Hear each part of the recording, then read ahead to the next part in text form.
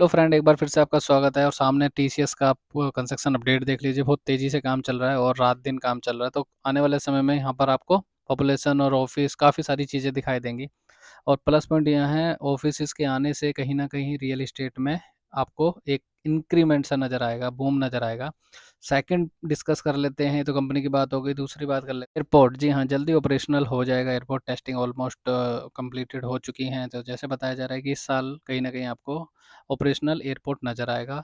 Plus point है कि airport के आने से कहीं न कहीं एक अच्छा खासा आपको दिखाई देगा रियल एस्टेट में नोएडा का बूम। डेफ़िनेटली इसमें बेनिफिट आपको भी होगा और बिल्डर्स तो पैसा कमा ही रहे हैं। आज की डेट में आप देखेंगे तो कहीं न कहीं जो न्यू लॉन्चेज़ आ रहे हैं 11,000, 12,000, 13,000, 15,000 रुपए तक भी आ रहे हैं। और नोएडा एक्सप्रेसवे पे तो जो आपने लास्ट देखा था मैक्स का और गोदरेज ने जो लॉन्च किया 20,000 तक भी रेट जा चुका है।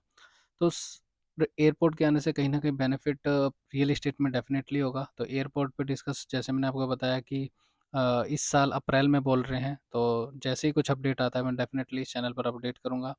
अपार्ट फ्रॉम दैट, एयरपोर्ट के अलावा एक मेन इंपॉर्टेंट पार्ट मैं आपको और बताऊंगा इस वीडियो में कि एयरपोर्ट के अलावा क्या बेनिफिट आ रहा है एनसीआर में, नोएडा में खास तौर पे।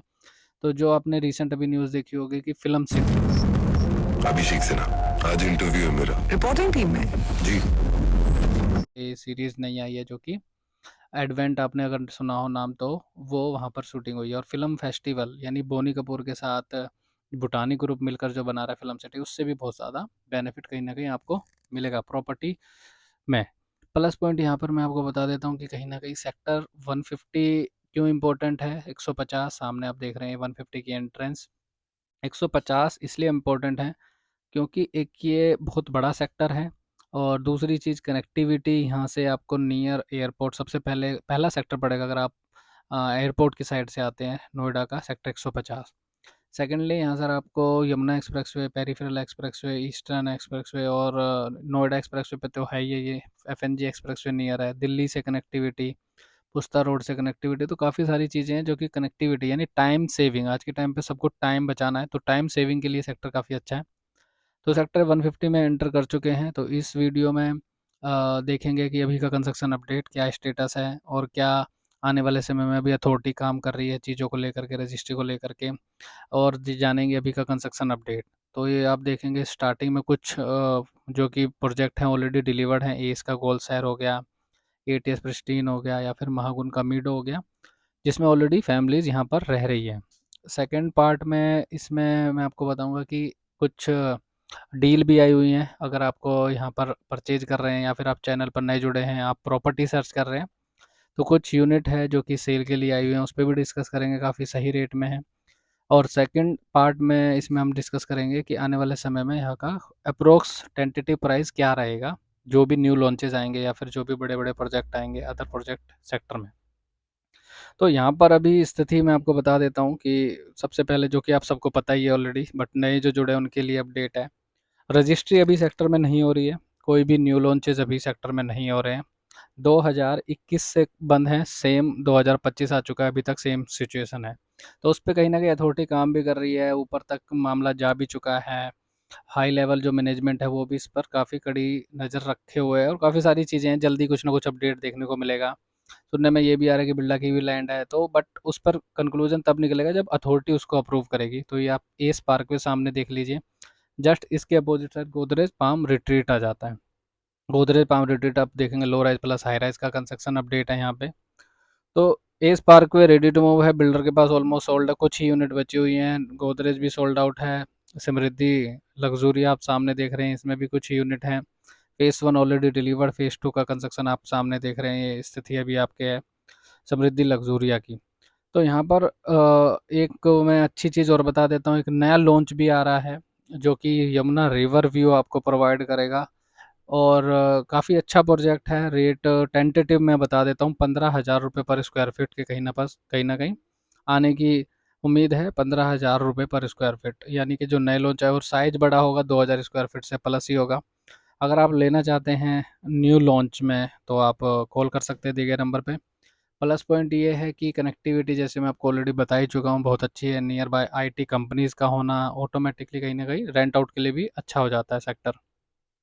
तो ये सेक्टर का आपने ए पार्ट देखा। अब चलेंगे कहीं ना कहीं बी पार्ट की तरफ, जो कि सेक्टर का जो एंड पॉइंट बोलेंगे सेक्टर 150 का, तो जैसे ही आप यहाँ से देखोगे तो टर्न करोगे राइट, सेक्टर 150 का बोर्ड आपको नज़र आएगा यहाँ पे, और काफ़ी दूर आपको कंस्ट्रक्शन होता हुआ नज़र आएगा।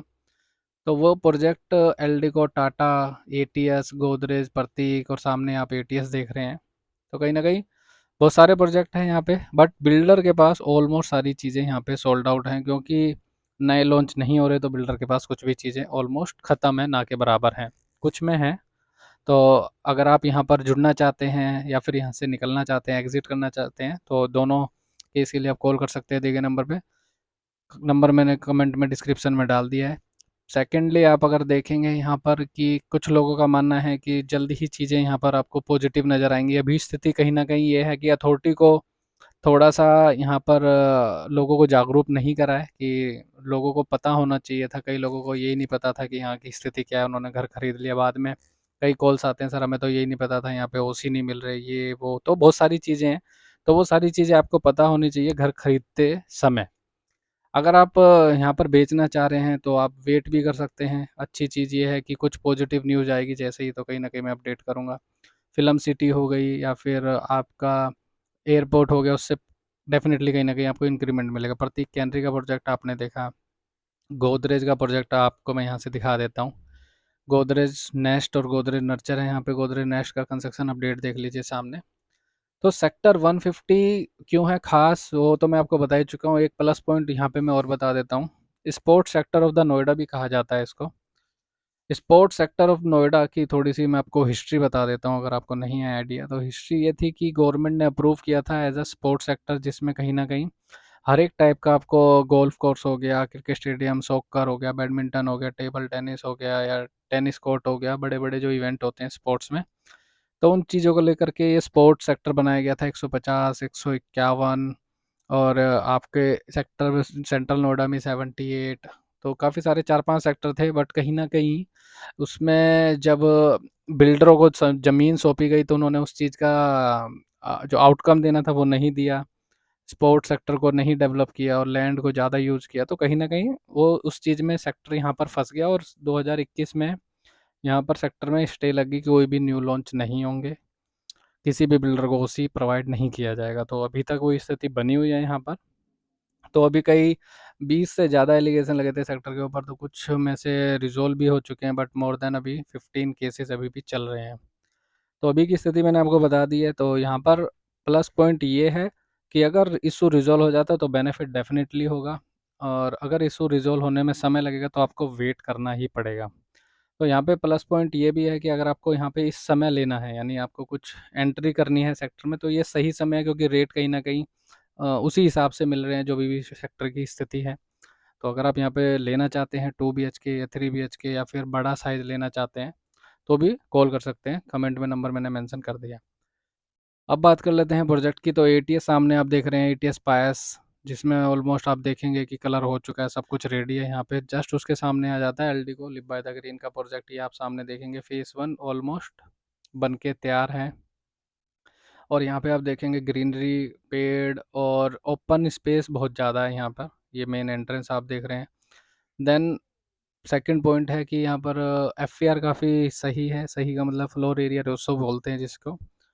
नंबर ऑफ फ्लैट कम है, लैंड ज़्यादा है, तो उसी जो चीज़ के तर्ज पे बनाया गया था। बट वो चीज़ें आप देखेंगे तो बिल्डरों ने कहीं ना कहीं जो बिल्डरों पे ड्यूज़ भी हैं, काफ़ी सारी चीज़ें हैं जिसकी वजह से सेक्टर में ये जो स्टे लगी हुई है, तो वो कहीं ना कहीं टाइम लगेगा उसको रिजॉल्व होने में। कितना लगेगा मैं अपडेट ज़रूर करूँगा चैनल पे, बट अभी स्थिति सेम की सेम है जैसी 2021 में थी। तो ये टाटा का प्रोजेक्ट आ गया यहाँ पर।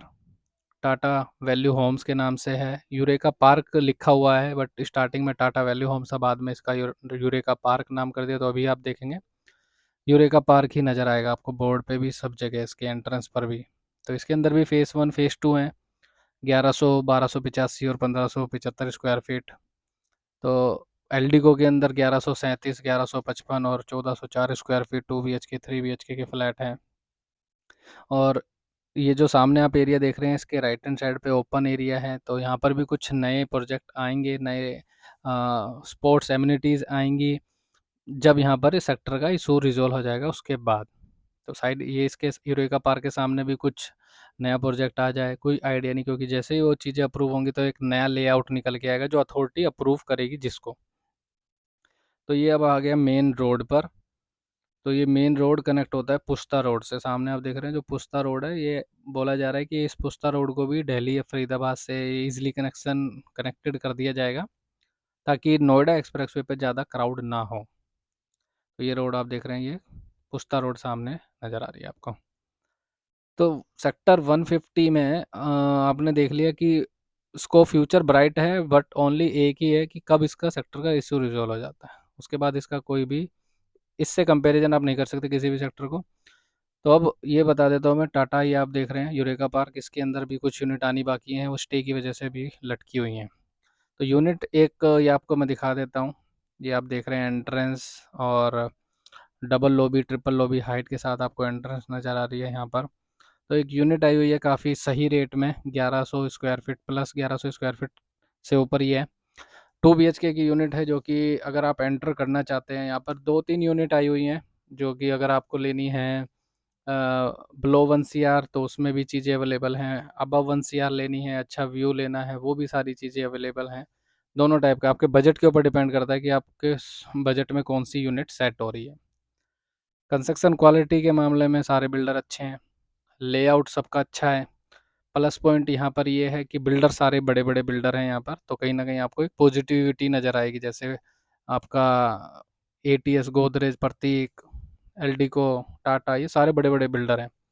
तो यहाँ पर कुछ यूनिट है, अगर आपको एंट्री करनी है दोनों साइड, अगर आपको रिवर व्यू एक्सटर्नल फेसिंग लेना है वो भी अवेलेबल है, पार्क व्यू लेना है वो भी अवेलेबल है, टाटा में लेना है वो भी अवेलेबल है, और अगर आपको गोदरेज में लेना है तो वो भी अवेलेबल है। ये यूनिट एक्चुअल आपको मिल जाता है व्यू ऐसा। तो 150 में अब हम आ गए हैं इसके पुस्ता रोड वाली राउंड अबाउट पे चल रहे हैं, जिसमें आपको एल्डिको का प्रोजेक्ट के कॉर्नर पे आ जाता है। तो इसमें भी कुछ यूनिट अवेलेबल है, मैं आपको यहाँ से दिखा भी देता हूँ। एटीएस का प्रोजेक्ट आप सामने देख रहे हैं, कंस्ट्रक्शन अपडेट। ये एटीएस का ऑर्चिड और एटीएस का पायस हाइडवे के नाम से है, होमक्राफ्ट।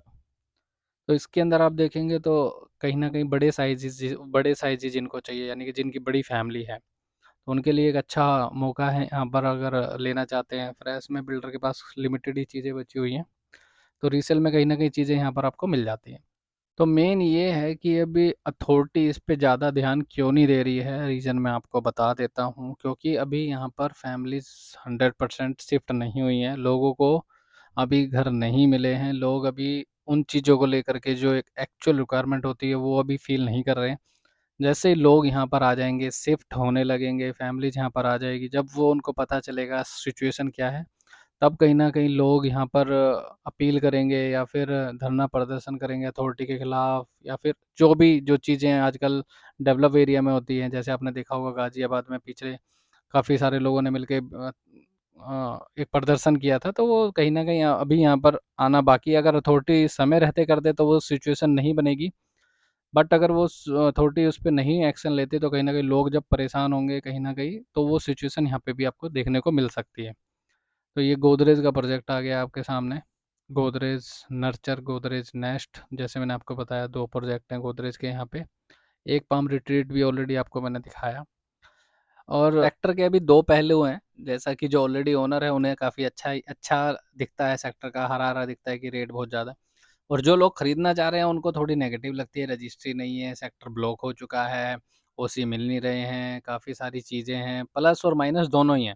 तो इसमें अब आपको डिसीज़न लेना है कि आपको यहाँ पे लेना है, तो आपको किस तरीके से एंट्री करनी है, आपको निकलना है तो कैसे एग्ज़िट करना है, क्योंकि प्लस भी है, माइनस भी है।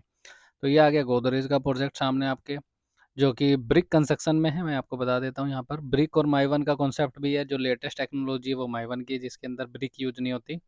उसके अंदर आप वॉल को ब्रेक नहीं कर सकते। ब्रिक में ऑप्शंस मिल जाते हैं, अगर बिल्डर अप्रूव कर देता है तो कुछ ऑप्शंस इंटरनल वॉल या फिर कैसी जो नॉर्मल वॉल्स होती हैं उनको आप ब्रेक भी कर सकते हैं। दोनों ही ऑप्शंस अवेलेबल होते हैं, डिपेंडिंग ऑन द प्रोजेक्ट, और जो कि बिल्डर की के ऊपर भी डिपेंड होता है। सेकंड, यहाँ पर आपको नए लॉन्चेस जो आएँगे, जैसे मैंने आपको बताया कि अगर यहाँ से एग्ज़िट करना है या फिर आपको लग रहा है कि भई आपके मतलब का सेक्टर नहीं है, तो जैसे मैंने बताया कि एक नया लॉन्च आ रहा है जो कि रिवर व्यू ही प्रोवाइड कर रहा है। रजिस्ट्री का कंसर्न भी नहीं है वहाँ पर। सारी चीज़ें हैं, अच्छा बिल्डर है, कॉर्नर प्रॉपर्टी है, 2000 प्लस स्क्वायर फीट लेना है, और मुश्किल से मुश्किल आपको वो 2 से 3 साल के अंदर घर कहीं न कहीं मिल जाएगा। तो अच्छी चीज़ है कि लोकेशन होनी अच्छी ज़रूरी है, सेकंड बिल्डर अच्छा होना ज़रूरी है, तीसरी चीज़ क्वालिटी, कंस्ट्रक्शन क्वालिटी होना बहुत ज़रूरी है अच्छा। तो कंस्ट्रक्शन क्वालिटी जो भी नए बन रहे हैं वो माई वन में ही बन रहा है। तो अब हम आगे इस कॉर्नर राउंड अबाउट पूरा चक्कर आप सेक्टर 150 का लगा लिया है। तो न्यू लॉन्च में अगर आप जाना चाहते हैं, कोई भी जो फर्दर भी हैं, तो कुछ बिल्डरों ने भी ऑफर निकाले हुए हैं। अगर आपको कमर्शियल में जाना है, रिटेल शॉप में जाना है, ऑफिस स्पेस में जाना है, किसी भी टाइप में आपको एंट्री करनी है, बजट आपका अगर 1 सीआर से अबव है तो कॉल कर सकते हैं, या फिर आपको एग्जिट करना है तो भी कॉल कर सकते हैं। थर्ड पॉइंट, अगर आपको सेक्टर में एंट्री करनी है, सिचुएशन आपको मैंने सारी बता दी है, प्लस भी है माइनस भी है, सारी चीज़ें हैं, दोनों साइड से आपको देखना पड़ेगा। उसके बाद डिसीजन लेना होगा कि आपके मतलब का सेक्टर है या नहीं है, या आपको एग्जिट करना है तो आपको एग्जिट करना है या फिर वेट करना है। इट्स सारा जो चॉइस है वो आप ही का रहेगा। तो सेक्टर 150 का पूरा राउंड अबाउट करके अब हम आ गए दोबारा से प्रतीक कैनरी के प्रोजेक्ट पे। जैसे मैंने आपको बताया, माई वन कंस्ट्रक्शन है प्रतीक कैनरी। पीछे कहीं न कहीं स्लो होता है स्टेट कंस्ट्रक्शन अपडेट, बट अब काफ़ी तेज़ी से काम चल रहा है। Thanks for watching.